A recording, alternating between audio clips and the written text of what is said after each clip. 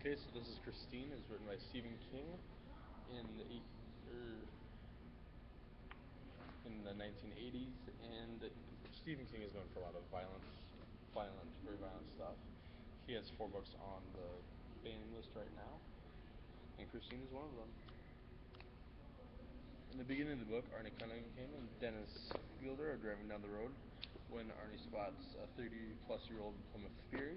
This car catches his eye right away when no one else can see why it would. He then gets his friend Dennis to help him buy it. He buys the car and begins to fix it up at Darnell's garage.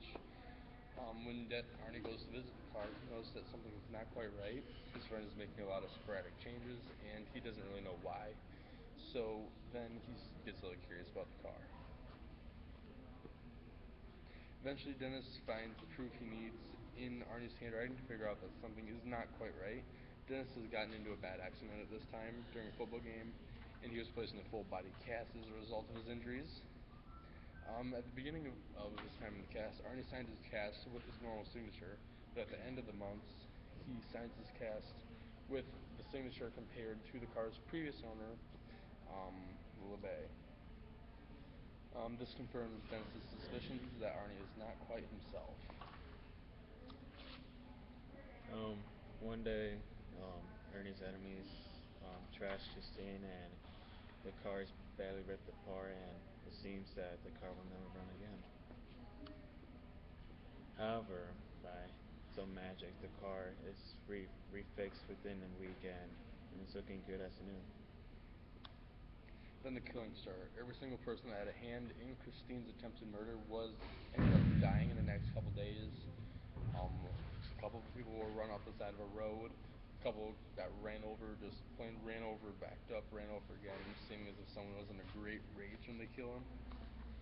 Arnie was suspected originally, but he always had a clean alibi as to where he was at this time. And then Darnell finds out that Christine is actually a possessed car and she is the one killing people, but Christine kills him as a result. The investigator is also getting too close to the truth, so he gets killed as well.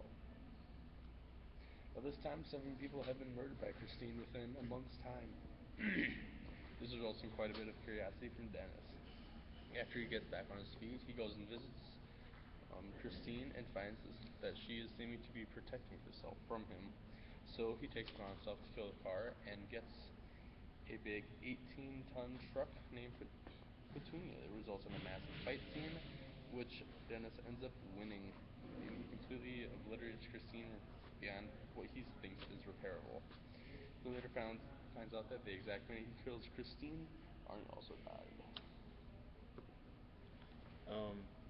The book ends by Christine getting crushed into a tiny cube, and much more later, Dennis lives somewhere across the other side of the country, away from the action and Christine, of course.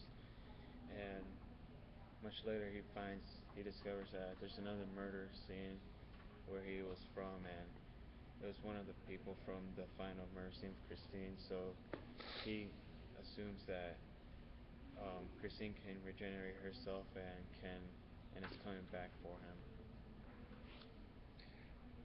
There's a lot of banning reasons in this book. There's a lot of pornographic images, which is one of the biggest reasons it's banned. One example from this is my thing was heating up alright.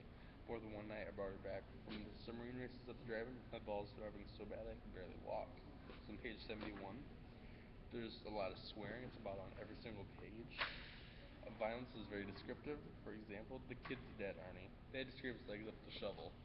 And Arnie replies, wasn't that what you're supposed to do with shit? Scrape it up with a little shovel? Possession is another big factor. The car is possessed, Arnie is possessed.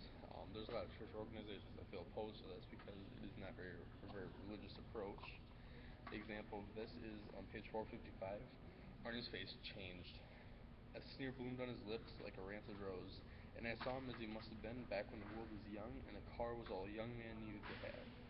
And the final example we have is drinking at a young age. For example, page 406, that's affirmative. There's a 6-pack in the fridge and 2 more downstairs. They're underage, they should not be drinking, but their parents are giving them alcohol, as was traditional in the 1980s. But today, people feel very opposed to this. Do we think it deserves to be banned? Stephen King has a couple of quotes on this. One of his quotes were controversy and surprise, sometimes even shock, are often the whetstone on which young minds are sharpened. This means that young people's minds are not really sharpened by reading about unicorns and rainbows and stuff like this. They're sharpened by reading by things that would surprise them, shock them, and just things that aren't you normally don't see in the real world. It requires them to think about the context for a little bit instead of just taking it as it is. In order to expand your knowledge, you have to be able to reach outside the comfort zone, which Stephen King shows with this book. So in the end, do we really think it needs to be banned? We do not believe it needs to be banned. Even though there's a lot of violence possession and other equally bannable material, we strongly believe this book is more beneficial than it is harmful. Therefore, we recommend that this book stay in school curriculum. It is your responsibility as a school board to take this book, keep it in the school curriculum, and help people of our future generation. We know that life is messy, and that is outside these walls. Inside these four walls, if you were to ban this book, you are teaching kids that life is all about rainbows and unicorns, and they really don't need to be prepared for life, because that is what is in these four walls. That is what they are used to. If we would take this book, show them something about the real world, and have this for them, they could better be prepared for the real world. So we strongly believe that this book should be staying in school curriculum.